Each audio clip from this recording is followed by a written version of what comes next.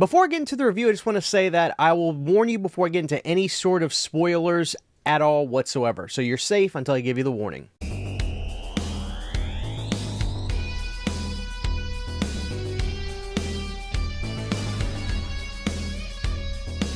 Hey guys, what's going on? It's your old pal CHH, and it's finally time to talk about Robert Eggers' NOSFERATU, the long-awaited film that everybody's been talking about. It's the talk of the town right now, which is great to see that sort of excitement for this sort of thing, and coming out around Christmas time. So what a nice Christmas present for all the horror fans out there, specifically fans of, you know, vampires and things like that. So let's get right into it. I always like to give you my initial thoughts right from the jump. Did I like the movie?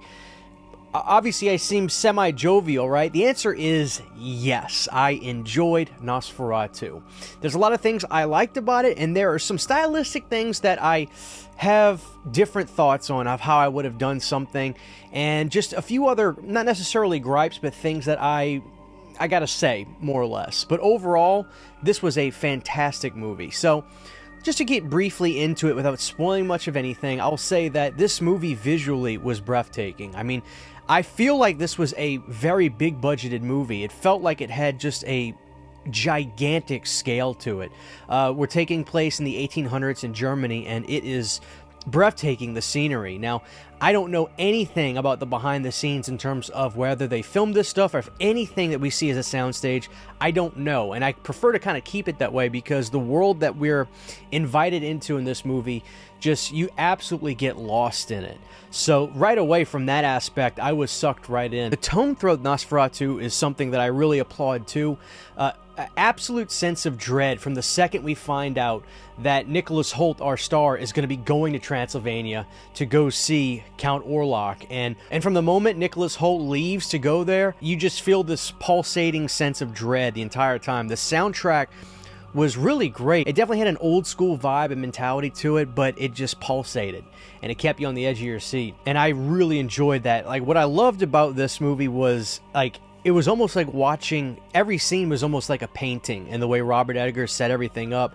And there's this one shot in the film when we're approaching the castle and you see Nicholas Hoult in this haunting yet beautiful just row where there's trees on the sides of the road. And it's not a movie that's in black and white, but there's so many scenes in this that are like shades of, literal shades of gray and black, to almost give you the illusion like you're watching a black and white film. It was like, this movie just felt like it was truly from the mind of one person's vision, and that I really enjoyed. But that scene alone, when you see Nicholas Hoult standing, and then like the light is coming from behind him, so where it outlines his body, that's just one example of the way that this movie had just amazing visual. I truly love that aspect of it big time. In terms of performances too, without getting into too much specifics just yet, everybody was great. I mean, I felt like there was not one actor of this movie that was like the Keanu Reeves, if you will, of Bram Stoker's Dracula, which naturally I feel like this movie is kind of like this generation's version of that. I mean, it was a grandiose, big-scale movie telling the story of, you know, one of the world's greatest vampires.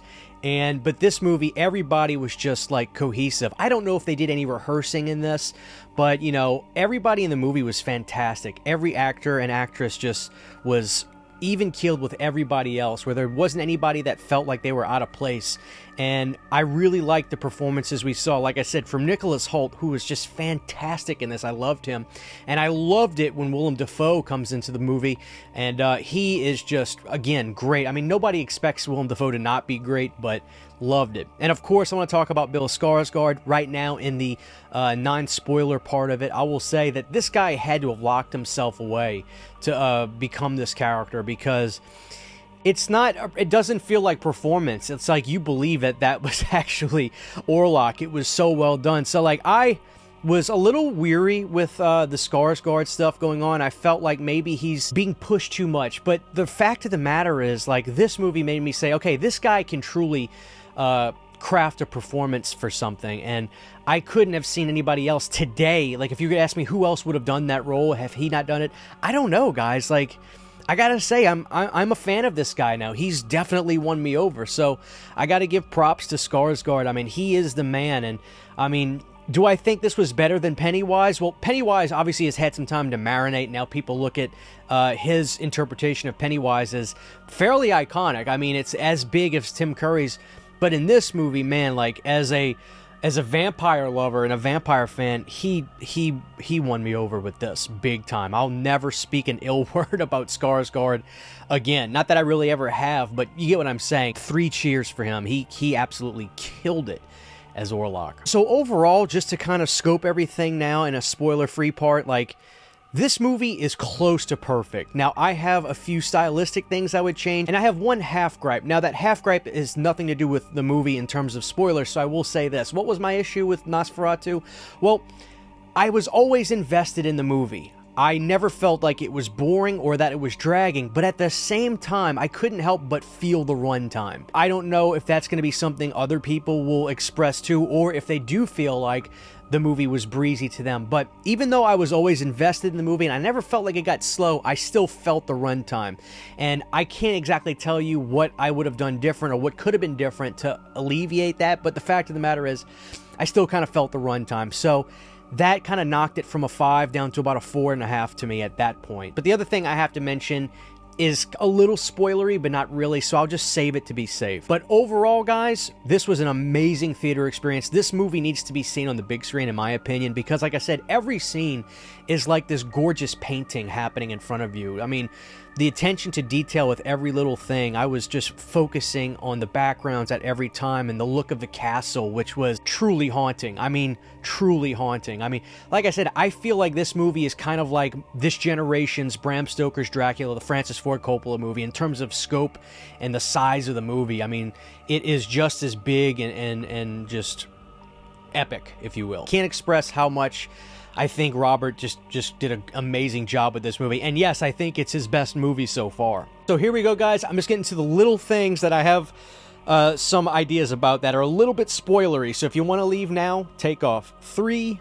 2, 1. All right, guys. So I got to be honest, the mustache for Orlok, it was throwing me off. It was throwing me off.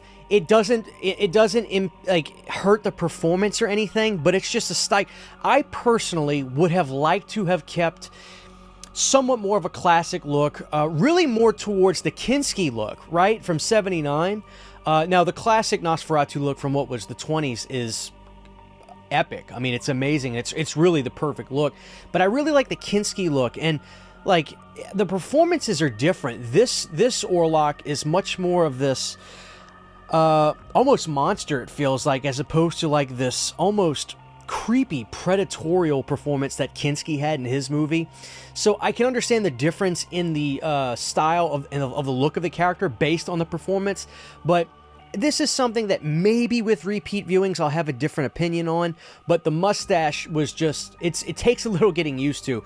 In terms of the rest of the look of Orlok, I do like it. I mean, it's a great look, and he's very intimidating. It's a very large character, which I can't remember if Skarsgård is really that tall or not, but the presence of him on screen is very large.